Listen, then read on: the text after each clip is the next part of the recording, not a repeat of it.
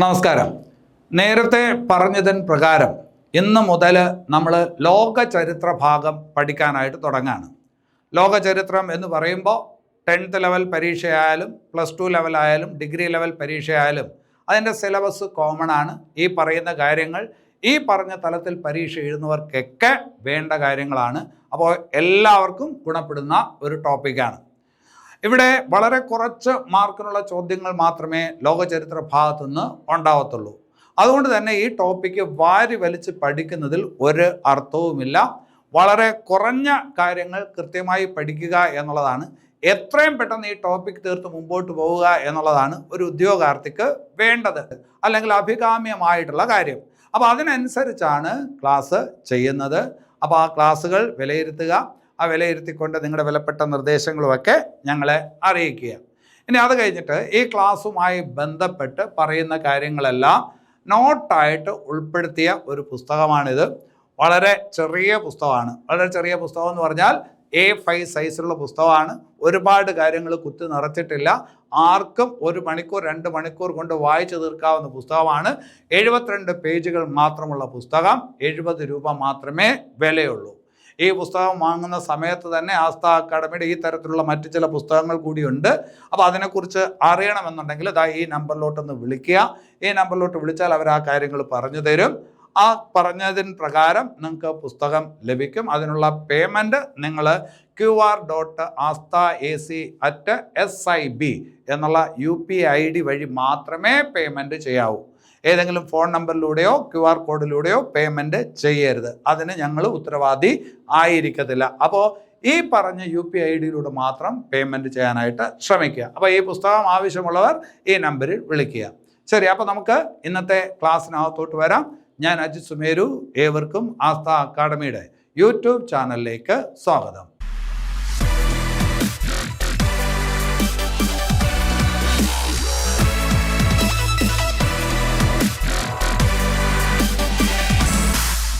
ശരി, അപ്പോൾ നമ്മൾ ഇന്നത്തെ ക്ലാസ്സിൽ ഇംഗ്ലണ്ടിലെ വിപ്ലവം എന്നുള്ളൊരു ടോപ്പിക്കാണ് പഠിക്കുന്നത്. ഇത് പഠിക്കാനായിട്ട് തുടങ്ങുമ്പോൾ നിങ്ങൾ അറിയേണ്ട ചില കാര്യങ്ങളുണ്ട്. നിങ്ങൾക്ക് അറിയാവുന്ന കാര്യങ്ങൾ തന്നെയാണ്. പാർലമെൻറ്റുകളുടെ മാതാവ് എന്നറിയപ്പെടുന്നത് ഏത് രാജ്യത്തിൻ്റെ പാർലമെൻറ്റാണ്? നിങ്ങൾക്കറിയാം, അത് ഇംഗ്ലണ്ടിലെ പാർലമെൻറ്റാണ്, അല്ലേ? ബ്രിട്ടീഷ് പാർലമെൻറ്റാണ്. ഇന്ന് നമ്മുടെ രാജ്യത്ത് ഒരു പാർലമെൻ്ററി സമ്പ്രദായമുണ്ട്. ആ പാർലമെൻ്ററി സമ്പ്രദായത്തിലെ പല കാര്യങ്ങളും കടം കൊണ്ടിരിക്കുന്നത് ഏത് രാജ്യത്തിൻ്റെ പാർലമെൻ്ററി സിസ്റ്റത്തിൽ നിന്നാണ് എന്ന് ചോദിച്ചാൽ അത് നിങ്ങൾക്കറിയാം, ബ്രിട്ടീഷ് പാർലമെൻ്ററി സിസ്റ്റത്തിൽ നിന്നാണ്. അപ്പോൾ ബ്രിട്ടീഷ് പാർലമെൻ്ററി സിസ്റ്റത്തിന് ഒരു മഹാത്മ്യമുണ്ട്, അതിന് ഒരു ചരിത്രമുണ്ട്. ഇന്ന് കാണുന്ന വിധത്തിൽ അത് രൂപപ്പെട്ടു വന്നത് ഒരുപാട് പ്രക്രിയകളിലൂടെയാണ്. അതിലൊരു പങ്ക് വഹിക്കുന്നതിൽ നിർണായകമായിട്ടുള്ള ഒരു സംഭവമാണ് 17ാം നൂറ്റാണ്ടിൽ നടന്ന ഇംഗ്ലണ്ടിലെ വിപ്ലവം. 17ാം നൂറ്റാണ്ടിൽ നടന്ന ഇംഗ്ലണ്ടിലെ വിപ്ലവമാണ് ഇന്ന് കാണുന്ന വിധത്തിലുള്ള ഒരു പാർലമെൻ്ററി സമ്പ്രദായം ബ്രിട്ടനിൽ രൂപം കൊള്ളുന്നതിന് കാരണമായത്. അപ്പോൾ ആ ഇംഗ്ലണ്ടിലെ വിപ്ലവത്തെക്കുറിച്ചാണ് നമ്മൾ ഇന്നത്തെ ക്ലാസ്സിനകത്ത് പഠിക്കുന്നത്. ഇംഗ്ലണ്ടിലെ വിപ്ലവം എന്ന് പറയുമ്പോൾ അതൊരു സംഭവമല്ല, 2 സംഭവങ്ങളെ കളക്റ്റീവായിട്ടാണ് നമ്മൾ ഇംഗ്ലണ്ടിലെ വിപ്ലവം എന്ന് പറയുന്നത്. അതിലൊന്ന് 1642 ഇംഗ്ലീഷ് സിവിൽ വാറാണ്, അതായത് ഇംഗ്ലണ്ടിലെ ആഭ്യന്തര കലാപം. അത് കഴിഞ്ഞിട്ട് 1688 രക്തരഹിത വിപ്ലവം, ഗ്ലോറിയസ് റവല്യൂഷൻ. ഈ 2 സംഭവങ്ങളെ കൂട്ടിച്ചേർത്ത് നമ്മൾ പറയുന്നതാണ് ഇംഗ്ലണ്ടിലെ വിപ്ലവം. അപ്പോൾ അതാണ് നമുക്ക് ഇന്നത്തെ ക്ലാസ്സിനകത്ത് പഠിക്കാനായിട്ടുള്ളത്. അപ്പോൾ നമ്മൾ പറഞ്ഞു, ഈ ഇംഗ്ലണ്ടിലെ വിപ്ലവം നടക്കുന്നത് 17ാം നൂറ്റാണ്ടിലാണ്, അല്ലേ? 1600 എന്ന് പറയുമ്പോൾ അത് 17ാം നൂറ്റാണ്ടാണ്. 17ാം നൂറ്റാണ്ടിൽ നടന്ന ഇംഗ്ലണ്ടിലെ വിപ്ലവം ഒരു ബൂർഷ്വാ വിപ്ലവമാണ് എന്ന് നമ്മൾ പറയും. ബൂർഷ്വാ വിപ്ലവം അതൊരിക്കലും ഒരു തൊഴിലാളി വിപ്ലവമോ കർഷക കലാപമോ ഒന്നും ആയിരുന്നില്ല.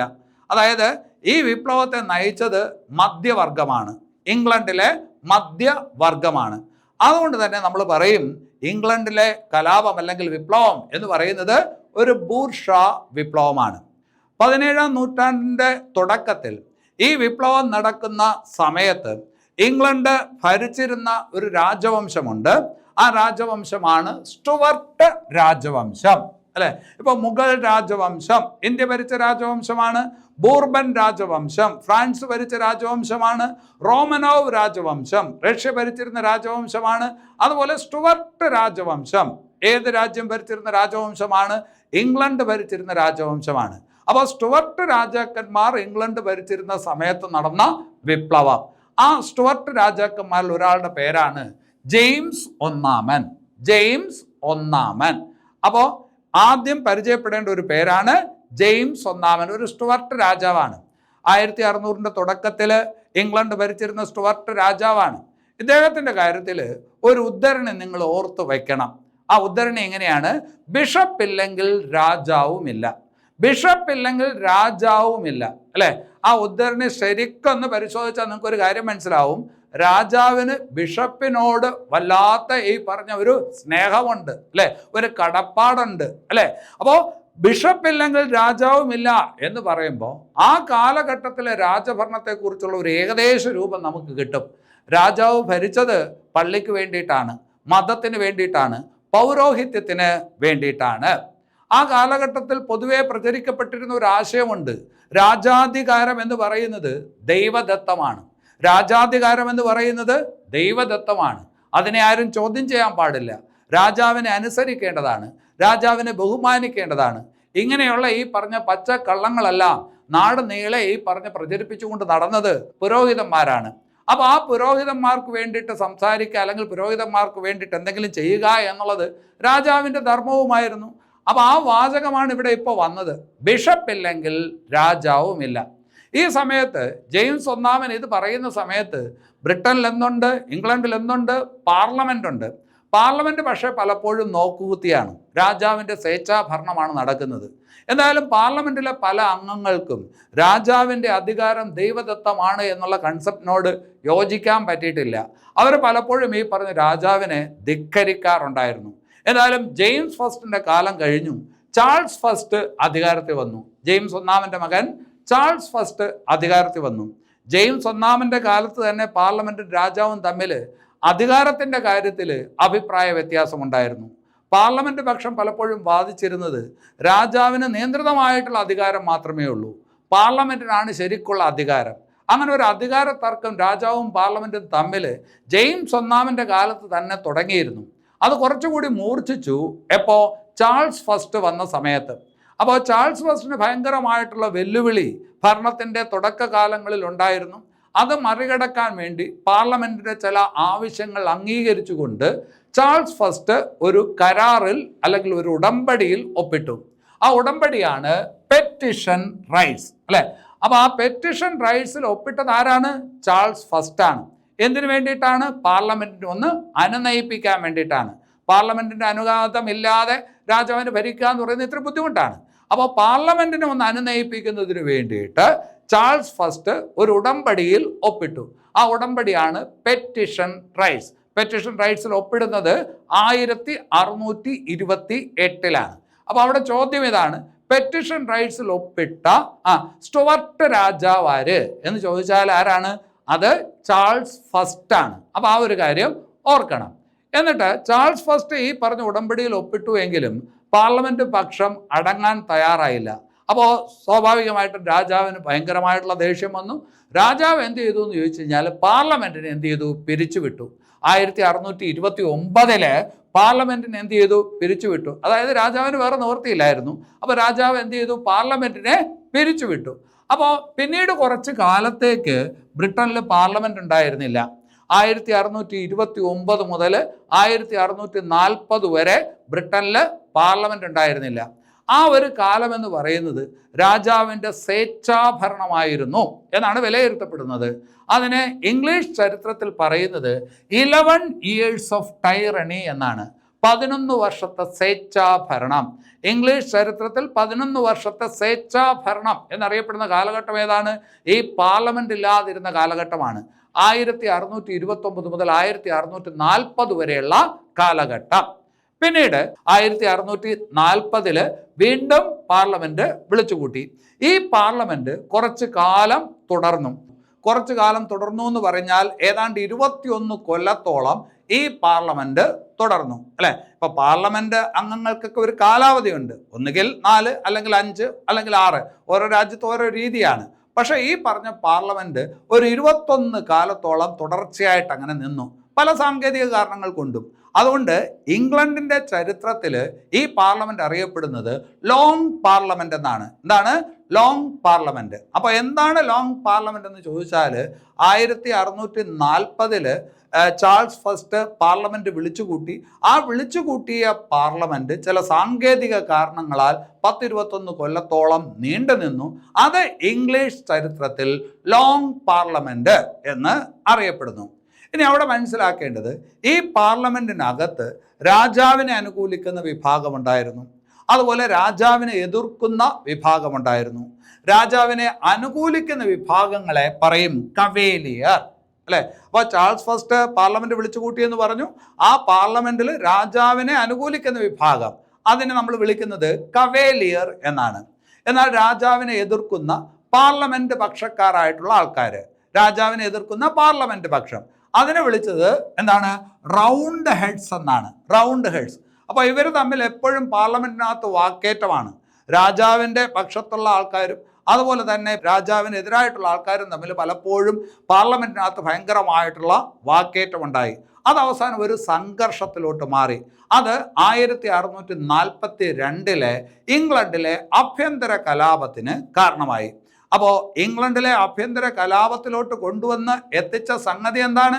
അത് ഈ പറഞ്ഞ തർക്കമാണ്. എന്നിട്ട് തർക്കം, ആർക്കാണ് അധികാരം, രാജാവിനാണോ പാർലമെന്റിനാണോ? ആ പറഞ്ഞ തർക്കമാണ് രാജപക്ഷവും പാർലമെന്റ് പക്ഷം, അതായത് റൗണ്ട് ഹെഡ്സും തമ്മിലുള്ള തർക്കത്തിലോട്ട് വന്നതും ഒരു ആഭ്യന്തര കലാപമായിട്ട് മാറിയതും. അപ്പോൾ ഇംഗ്ലണ്ടിലെ ആഭ്യന്തര കലാപം നടക്കുന്നു 1642. ഈ ഒരു പോയിന്റാണ് നമ്മൾ ആദ്യം പറഞ്ഞു തുടങ്ങിയത്. അപ്പോൾ ഇംഗ്ലണ്ടിലെ ആഭ്യന്തര കലാപം ഏതാണ് ആ സാഹചര്യം എന്ന് കൂട്ടുകാർക്ക് മനസ്സിലായി കാണും, അല്ലെ. ആഭ്യന്തര കലാപം നടക്കുന്ന എന്നാണ് 1642. ആരൊക്കെ തമ്മിലാണ്? രാജാവിൻ്റെ പക്ഷവും പാർലമെന്റ് പക്ഷവും. രാജാവിൻ്റെ പക്ഷം ഏത് പേരിൽ അറിയപ്പെട്ടു? കവേലിയർ എന്നുള്ള പേരിൽ അറിയപ്പെട്ടു. അതേസമയം പാർലമെന്റ് പക്ഷം ഏത് പേരിൽ അറിയപ്പെട്ടു? റൗണ്ട് ഹെഡ്സ് എന്നുള്ള പേരിൽ അറിയപ്പെട്ടു. ഇനി അത് കഴിഞ്ഞിട്ട് വേറൊരു കാര്യം കൂടി മനസ്സിലാക്കണം. ഇംഗ്ലണ്ടിലെ 1642 ആഭ്യന്തര കലാപത്തെ പ്യൂരിട്ടൻ വിപ്ലവം എന്നും പറയും. എന്ത് പറയും? പ്യൂരിട്ടൻ വിപ്ലവം. എന്താണ് ആ ഒരു വാക്കിൻ്റെ അർത്ഥം? പ്യൂരിട്ടൻ, അതായത് പ്യൂരിട്ടൻ എന്ന് പറഞ്ഞാൽ ഈ ക്രിസ്തു മതത്തിലെ ഒരു വിഭാഗമാണ്. ഒരുപാട് പുരോഗമനമൊക്കെ ആഗ്രഹിക്കുന്ന, പുരോഹിതന്മാർ പറയുന്നത് പോലെ കേൾക്കാത്ത, അതിനകത്ത് ഒരുപാട് മാറ്റങ്ങളൊക്കെ വേണമെന്ന് ആഗ്രഹിക്കുന്ന ഒരു പുരോഗമന സ്വഭാവമുള്ള വിഭാഗം, ക്രിസ്തു മതത്തിനകത്തുള്ള ഈ പറഞ്ഞ ഒരു വിഭാഗം, അവരാണ് ഈ പറഞ്ഞ പ്യൂരിട്ടൻസ് എന്ന് അറിയപ്പെടുന്ന വിഭാഗം. ആ പ്യൂരിട്ടൻസ് ആണ് ശരിക്കും പറഞ്ഞാൽ ഈ പറഞ്ഞ പാർലമെന്റ് പക്ഷത്തിനകത്തുള്ള കൂടുതൽ ആൾക്കാർ. രാജാവിനെ എതിർക്കുന്നത് അവരാണ്. അതുകൊണ്ട് തന്നെ ഈ പറഞ്ഞ വിപ്ലവത്തിനെ പ്യൂരിട്ടൻ വിപ്ലവം എന്നും വിളിക്കും. അപ്പോൾ 1642 ഇംഗ്ലണ്ടിലെ ആഭ്യന്തര യുദ്ധം അത് ഏത് പേരിലും അറിയപ്പെടും? പ്യൂരിട്ടൻ വിപ്ലവം അല്ലെങ്കിൽ പ്യൂരിട്ടൻ യുദ്ധം എന്നും അറിയപ്പെടും. ഇനി അവിടെ വേറൊരു കാര്യം നിങ്ങൾ ശ്രദ്ധിക്കേണ്ടത് ഏറ്റവും ഇമ്പോർട്ടൻ്റ് ആയിട്ടുള്ള ഒരു കാര്യമാണ്. ഇപ്പം രാജപക്ഷവും പാർലമെന്റ് പക്ഷവും തമ്മിൽ അടി നടക്കുമ്പോൾ, യുദ്ധം നടക്കുമ്പോൾ തീർച്ചയായിട്ടും രാജപക്ഷത്തിന് അനുകൂലിക്കാൻ വേണ്ടി രാജാവിൻ്റെ പട്ടാളമുണ്ട്, അല്ലേ. പക്ഷേ പാർലമെന്റ് പക്ഷത്തിന് സ്വന്തമായിട്ട് പട്ടാളമൊന്നുമില്ല. അങ്ങനെ ഇരിക്കുന്ന ഒരു സാഹചര്യത്തിൽ പാർലമെന്റ് പക്ഷത്തിനെ സഹായിക്കാൻ വേണ്ടി ഒരു പട്ടാളവുമായിട്ട് ഒരാൾ വരികയാണ്. ആരാണ് എന്ന് ചോദിച്ചാൽ ഒളിവർ ക്രോംവെൽ, അല്ലേ. അപ്പോൾ ഇംഗ്ലണ്ടിലെ ആഭ്യന്തര കലാപം, അതായത് പ്യൂരിട്ടൻ വിപ്ലവം നടക്കുന്നു. രാജപക്ഷത്തിന് പട്ടാളക്കാരുണ്ട്, അതേസമയം പാർലമെന്റ് പക്ഷത്തിന് പട്ടാളക്കാരില്ല. അപ്പോൾ പാർലമെന്റ് പക്ഷമായിട്ടുള്ള റൗണ്ട് ഹെഡ്സിനെ സഹായിക്കുന്നതിന് വേണ്ടിയിട്ട് ഒരു പട്ടാളം രംഗപ്രവേശം ചെയ്യുന്നു. അത് ആ പറഞ്ഞ പട്ടാളത്തെ നയിച്ചതാരാണ്? Oliver Cromwell. Oliver Cromwell. അപ്പോൾ ആ ആർമി അറിയപ്പെടുന്നതാണ് ന്യൂ മോഡൽ ആർമി. അപ്പോൾ ഇംഗ്ലണ്ടിലെ ആഭ്യന്തര കലാപത്തിൽ പാർലമെന്റ് പക്ഷത്തിന് വേണ്ടിയിട്ട് പ്രവർത്തിച്ച സൈന്യമാണ് ഏത്? New model army. അത് കൊണ്ടുവന്നതാരാണ്? Oliver Cromwell. Oliver Cromwell. ആഭ്യന്തര യുദ്ധം 1648 തീരും. ഇംഗ്ലണ്ടിലെ ആഭ്യന്തര യുദ്ധം 1648 തീരും. തീരുന്നത് എന്തോടുകൂടിയാണ്? രാജഭരണം അവസാനിക്കും. ഭരണം ആര് പിടിച്ചെടുക്കും? ഒളിവർ ക്രോംവെൽ അല്ലെങ്കിൽ പാർലമെന്റ് പക്ഷം പിടിച്ചെടുക്കും. പിന്നീട് കാണുന്നത് ഒളിവർ ക്രോംവെല്ലിൻ്റെ ഭരണമാണ്. പിന്നീട് ഇംഗ്ലണ്ടിൽ സംഭവിക്കുന്നത് ചാൾസ് ഫസ്റ്റിൻ്റെ ഭരണം തീർന്നു. ഇനി ഇംഗ്ലണ്ടിൽ സംഭവിക്കുന്നത് എന്താണ്? ഒളിവർ ക്രോംവെല്ലിൻ്റെ ഭരണമാണ്. 1648 മുതൽ 1658 വരെ നീണ്ടു നിൽക്കുന്ന ഒരു 10 കാലം നീണ്ടു നിൽക്കുന്ന ഒളിവർ ക്രോംവെല്ലിൻ്റെ ഭരണം. അതായത് ഇംഗ്ലണ്ടിൻ്റെ ചരിത്രം നിങ്ങൾ പരിശോധിച്ച് കഴിഞ്ഞാൽ എപ്പോഴും ഇംഗ്ലണ്ടിൽ രാജാവ് ഉണ്ടായിരിക്കും. ഇംഗ്ലണ്ടിൽ രാജാവില്ലാത്ത ഒരു കാലം എന്ന് പറയുന്നത് ഈ കാലമാണ്. അതായത് ഇംഗ്ലണ്ട് റിപ്പബ്ലിക്കായിരുന്ന കാലം. ഇംഗ്ലണ്ട് ഒരിക്കൽ മാത്രമേ റിപ്പബ്ലിക്കായിട്ട് ഇരുന്നിട്ടുള്ളൂ. 1648 മുതൽ 1658 വരെ ആരുടെ കാലത്ത്? ഒളിവർ ക്രോംവെൽ ഭരണം പിടിച്ചെടുത്ത സമയത്ത്. അന്ന് ഇംഗ്ലണ്ട് റിപ്പബ്ലിക് ആയിരുന്നു. അതിന് നമ്മൾ കോമൺവെൽത്ത് റിപ്പബ്ലിക് എന്നാണ് വിളിക്കുന്നത്. ഒളിവർ ക്രോംവെൽ ഭരിക്കാൻ തുടങ്ങിയപ്പോൾ അത് റിപ്പബ്ലിക്കായി മാറി. ആ റിപ്പബ്ലിക് ഒരു കോമൺവെൽത്ത് റിപ്പബ്ലിക് എന്നാണ് പറയുന്നത്. ആ സമയത്ത് ഒളിവർ ക്രോംവെൽ പ്രൊട്ടക്ടർ എന്നുള്ള ഈ പറഞ്ഞ ഒരു പേരിലാണ് വിളിക്കപ്പെട്ടിരുന്നത്. പ്രൊട്ടക്ടർ എന്ന് പറഞ്ഞാൽ എന്താണ്? സംരക്ഷകൻ. അന്ന് ഇംഗ്ലണ്ടിന് സത്യം പറഞ്ഞ ഒരു സംരക്ഷകനെ ആവശ്യമായിരുന്നു. മതവും അതുപോലെ തന്നെ രാജാവും ജനങ്ങളുടെ പുറത്ത് കുതിര കയറിക്കൊണ്ടിരുന്ന ഒരു സമയത്ത്, കുത്തഴിഞ്ഞ ഒരു ഭരണവ്യവസ്ഥ മുമ്പോട്ട് പോയിക്കൊണ്ടിരുന്ന സമയത്ത് ഇംഗ്ലണ്ടിന് ഒരു സംരക്ഷകൻ വേണമായിരുന്നു. കൃത്യസമയത്താണ് ഒളിവർ ക്രോംവെൽ ഇംഗ്ലണ്ട് ചരിത്രത്തിൽ ആ റോളിലോട്ട് എത്തുന്നത്. പ്രൊട്ടക്ടർ എന്താണ്? പ്രൊട്ടക്ടർ എന്നുള്ള രീതിയിൽ ഇംഗ്ലണ്ട് ഈ പറഞ്ഞ ഭരിച്ചതാരെന്ന് ചോദിച്ചാൽ ഒളിവർ ക്രോംവെല്ലാണ്. ആ ഭരണ സംവിധാനത്തിനെ പ്രൊട്ടക്ടറേറ്റ് എന്നും വിളിക്കും. എന്തെന്ന് വിളിക്കും? പ്രൊട്ടക്ടറേറ്റ്, അല്ലെ? അപ്പോൾ ഒരു റിപ്പബ്ലിക്കായി, കോമൺവെൽത്ത് എന്ന് പറയുന്ന ഒരു റിപ്പബ്ലിക്കായി. പിന്നെ അത് കഴിഞ്ഞിട്ട് പ്രൊട്ടക്ടർ എന്നുള്ള പേരിൽ ആര് ഭരിക്കാൻ തുടങ്ങി? ഒളിവർ ക്രോംവെൽ ഭരിക്കാൻ തുടങ്ങി. ആ ഭരണ സംവിധാനം പൊതുവെ പ്രൊട്ടക്ടറേറ്റ് എന്ന് അറിയപ്പെട്ടു. പ്രൊട്ടക്ടറേറ്റ് എന്ന് അറിയപ്പെട്ടു. ഇനി അത് കഴിഞ്ഞിട്ട് സംഭവിക്കുന്ന ഒരു കാര്യം, ഒളിവർ ക്രോംവെൽ ഭരിച്ചുകൊണ്ടിരിക്കുന്ന സമയത്ത് തന്നെ ചാൾസ് ഫസ്റ്റിന് എന്ത് ചെയ്യും? വിചാരണ ചെയ്യും. ചാൾസ് ഫസ്റ്റിനെ യുദ്ധക്കുറ്റം ആരോപിച്ച് വിചാരണ ചെയ്യുകയും ചാൾസ് ഫസ്റ്റിനെ വധിക്കുകയും ചെയ്യും. അപ്പോൾ അത് പരീക്ഷയുടെ ചോദ്യമാണ്. എങ്ങനെയാണ് ചോദ്യം?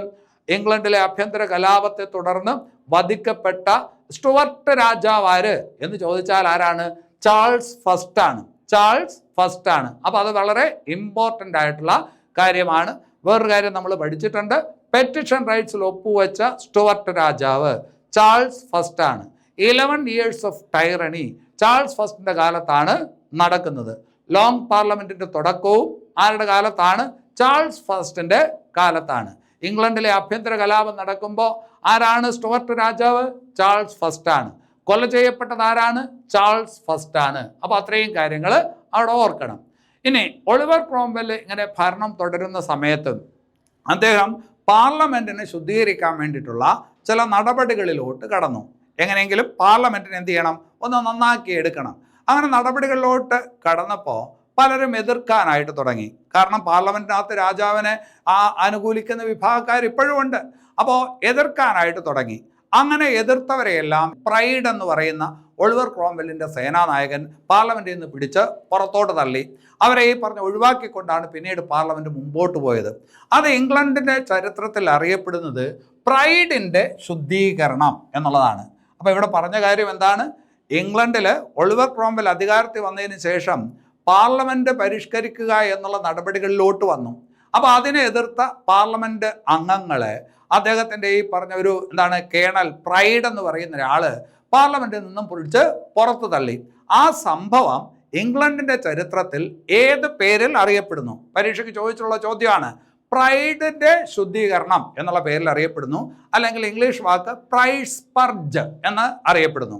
അപ്പോൾ പ്രൈഡിൻ്റെ ശുദ്ധീകരണം ആ വാക്ക് ഇംഗ്ലണ്ടിലെ വിപ്ലവവുമായി ബന്ധപ്പെട്ടതാണ്. അപ്പോൾ പാർലമെൻറ്റിനകത്ത് ഉണ്ടായിരുന്ന രാജാവിൻ്റെ പക്ഷക്കാരായുള്ള കുറച്ച് ആൾക്കാരെയാണ് എടുത്ത് എന്ത് ചെയ്തത്? വെളിയിലോട്ട് കളഞ്ഞത്. അപ്പോൾ ഇപ്പോൾ പാർലമെൻറ്റിനകത്ത് അത്രയും ആൾക്കാരില്ല, ആൾക്കാർ കുറച്ച് കുറഞ്ഞു. അങ്ങനെയുള്ള പാർലമെൻറ്റിനെ ഇംഗ്ലണ്ട് ചരിത്രത്തിൽ പറയുന്നത് റംബ് പാർലമെൻറ്റ് എന്നാണ്. എന്താണ്? റംബ് പാർലമെൻറ്റ് അഥവാ അവശിഷ്ട പാർലമെൻറ്റ് എന്ന് പറയും. റംബ് പാർലമെൻറ്റ് അഥവാ അവശിഷ്ട പാർലമെൻറ്റ്. അതായത് പ്രൈഡിൻ്റെ ശുദ്ധീകരണം കഴിഞ്ഞതിന് ശേഷമുള്ള ഇംഗ്ലണ്ടിലെ പാർലമെൻറ്റ് ഏത് പേരിൽ അറിയപ്പെടും? റംബ് പാർലമെൻറ്റ് എന്ന് അറിയപ്പെടും. അപ്പോൾ ആ പറഞ്ഞ ടേമുകളൊക്കെ നിങ്ങളൊന്ന് മനസ്സിലാക്കി വെക്കണം. 11 years ഓഫ് ടൈറണി ഒരു ടേമാണ്. Rump Parliament, Long Parliament, Pride's Purge, ഇതെല്ലാം നിങ്ങൾ എവിടെയാണ് കേൾക്കുന്നത്? ഇംഗ്ലണ്ടിലെ വിപ്ലവം എന്ന് പറയുന്ന ഒരു ഭാഗത്താണ് കേൾക്കുന്നത്. അപ്പോൾ അത് മനസ്സിലാവണം. അത് കണ്ടു കഴിഞ്ഞാൽ ചോദ്യപേപ്പറിൽ കണ്ടാൽ ഇത് ഇംഗ്ലണ്ടിലെ വിപ്ലവവുമായിട്ട് ബന്ധപ്പെട്ടിരിക്കുന്ന സാധനമാണെന്ന് നിങ്ങൾക്ക് മനസ്സിലാവണം. അത്രയും കാര്യങ്ങളെ അവിടെ ഉള്ളൂ. ഇനി അത് കഴിഞ്ഞിട്ട് 1658 ഒളിവർ ക്രോംവെൽ എന്ത് ചെയ്യും? മരിക്കും. 1658 ഒളിവർ ക്രോംവെൽ മരിക്കും.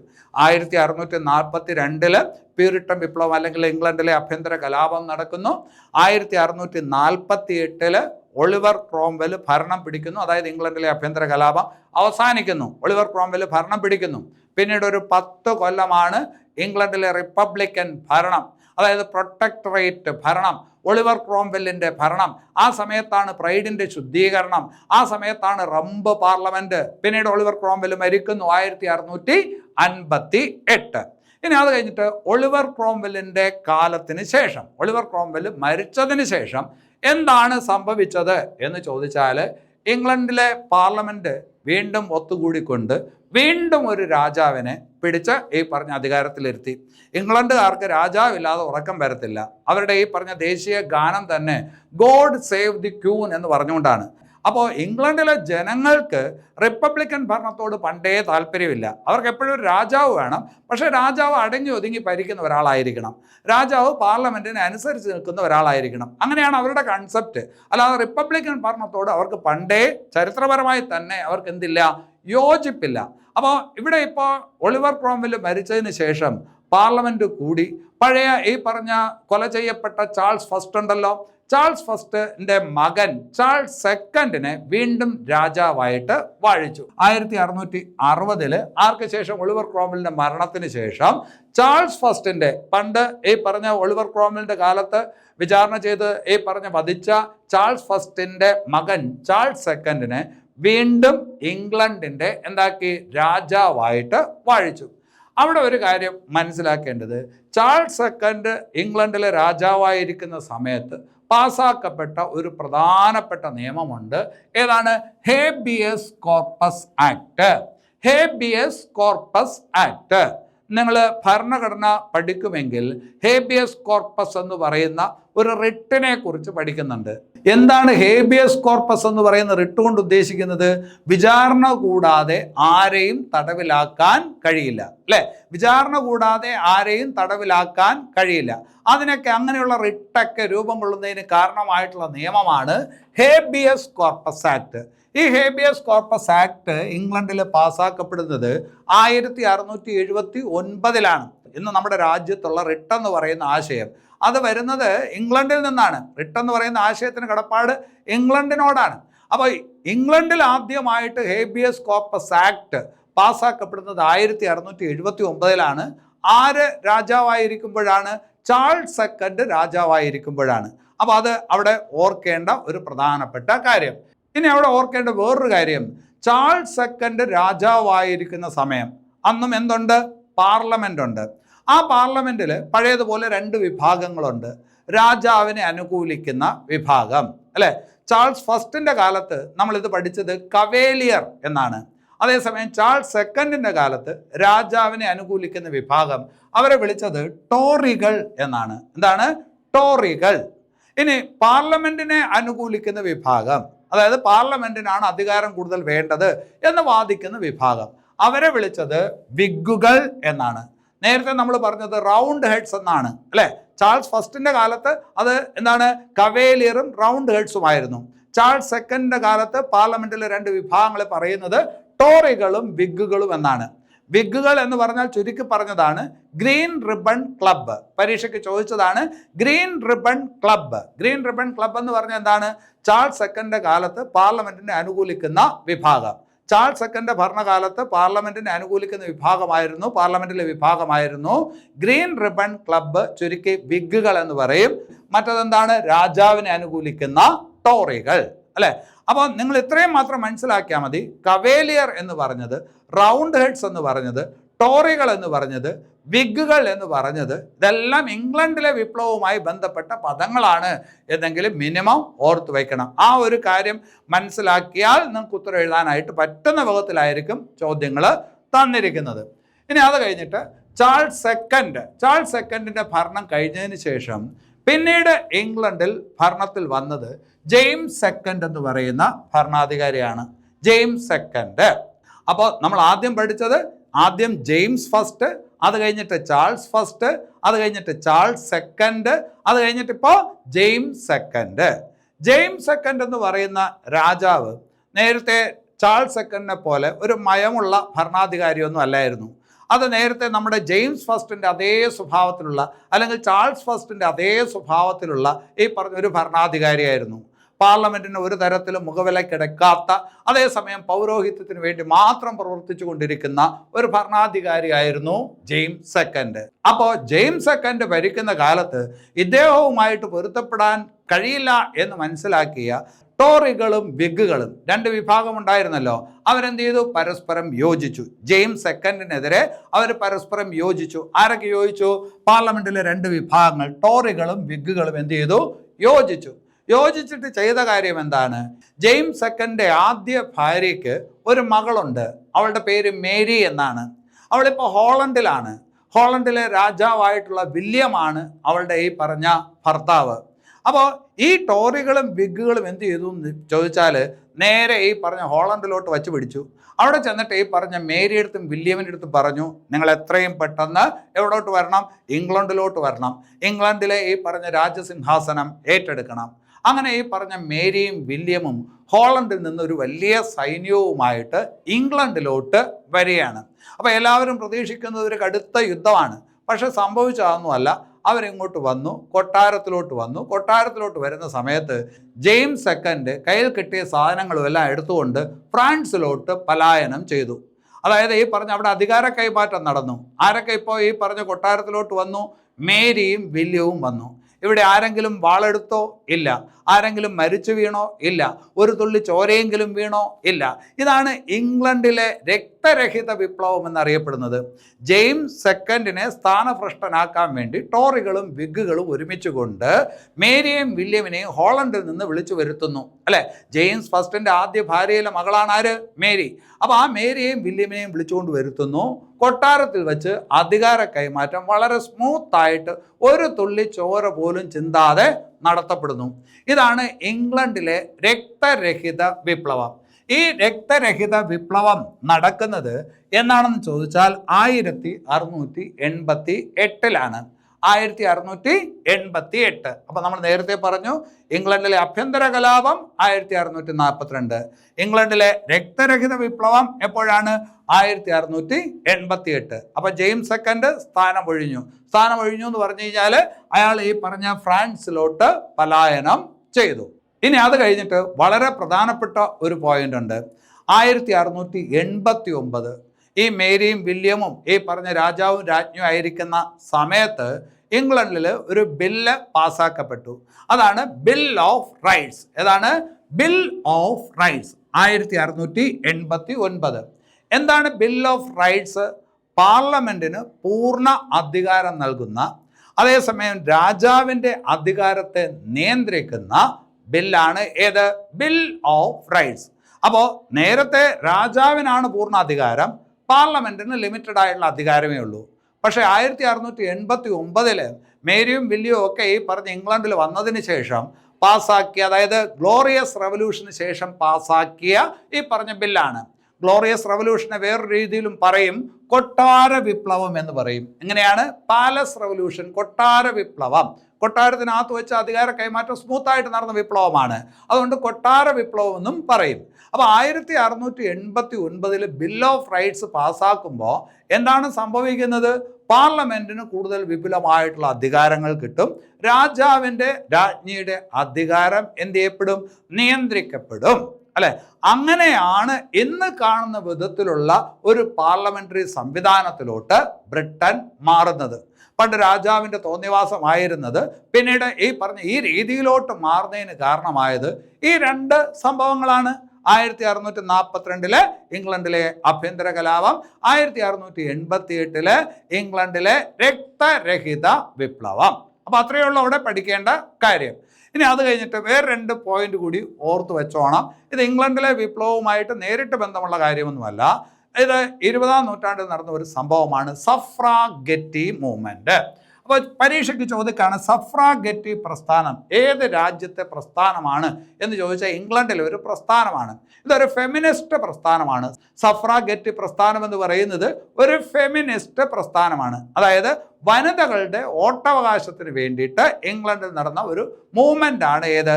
സഫ്രാഗെറ്റി മൂവ്മെൻറ്റ്. അപ്പോൾ 20-ാം നൂറ്റാണ്ടിൻ്റെ തുടക്കത്തിൽ വനിതകളുടെ വോട്ടവകാശത്തിന് വേണ്ടി ഇംഗ്ലണ്ടിൽ ആരംഭിച്ച പ്രസ്ഥാനം ഏത് എന്ന് ചോദിച്ചാൽ സഫ്രാഗെറ്റി പ്രസ്ഥാനമാണ്. ഇനി അത് കഴിഞ്ഞിട്ട് വേറൊരു കാര്യം കൂടി, ഇംഗ്ലണ്ടിൽ ഇന്ന് പ്രായപൂർത്തി വോട്ടവകാശമുണ്ട്. ആദ്യകാലങ്ങളിൽ അതില്ല. ഇംഗ്ലണ്ടിൽ ഇന്ന് പ്രായപൂർത്തി വോട്ടവകാശമുണ്ട്. ആ പ്രായപൂർത്തി വോട്ടവകാശം ഇംഗ്ലണ്ടിൽ നിലവിൽ വരുന്നത് എപ്പോഴാണ് എന്ന് ചോദിച്ചാൽ 1928 പ്രായപൂർത്തി വോട്ടവകാശം ഇംഗ്ലണ്ടിൽ വരുന്നത് എപ്പോഴാണ്? 1928. അപ്പോൾ ഇംഗ്ലണ്ടിലെ വിപ്ലവം എന്ന് പറഞ്ഞ് നമ്മൾ ഈ പറഞ്ഞ ഭാഗത്ത് കുറേ ടേമുണ്ട്. പ്രൈഡിൻ്റെ ശുദ്ധീകരണം, റെംബ് പാർലമെൻറ്റ്, ലോങ് പാർലമെൻറ്റ്, പിന്നെ അത് കഴിഞ്ഞിട്ട് petition rights, bill of rights, അല്ലേ, അങ്ങനെ കുറച്ച്. പിന്നെ അത് കഴിഞ്ഞിട്ട് ടോറികൾ, വിഗുകൾ, കവേലിയർ റൗണ്ടേഴ്സ് പോലുള്ള പ്രയോഗങ്ങളുണ്ട്. പിന്നെ അത് കഴിഞ്ഞിട്ട് 4 ഭരണാധികാരികളുണ്ട്. James first, Charles first, Charles second, James second. അപ്പോൾ ഇതിൻ്റെ ശരിക്കുള്ള ഒരു ക്രമം മനസ്സിനകത്ത് ഉണ്ടാക്കി കഴിഞ്ഞാൽ അത് എളുപ്പമാവും. അത് ഞാൻ നേരത്തെ പറഞ്ഞ ആ പുസ്തകത്തിനകത്ത് ആ നോട്ട് കൃത്യമായിട്ട് ഉൾക്കൊള്ളിച്ചിട്ടുണ്ട്. അതൊന്ന് വായിച്ചാൽ ക്ലിയർ ആവും. എന്തായാലും ഈ പറഞ്ഞ ക്ലാസ് നിങ്ങൾക്ക് ഇഷ്ടപ്പെട്ടോ ഇല്ലയോ എന്നറിയാൻ താല്പര്യമുണ്ട്. ഇഷ്ടപ്പെട്ടു എങ്കിൽ തീർച്ചയായിട്ടും ലൈക്ക് ചെയ്യണം, കമൻറ്റ് ചെയ്യണം, ഷെയർ ചെയ്യണം. നിങ്ങളുടെ ഈ പറഞ്ഞ അഭിപ്രായങ്ങൾ ഞങ്ങളെ അറിയിക്കണം. നമുക്ക് അടുത്ത ക്ലാസ്സിൽ വീണ്ടും കാണാം. എല്ലാവർക്കും നല്ലത് വരട്ടെ. നന്ദി.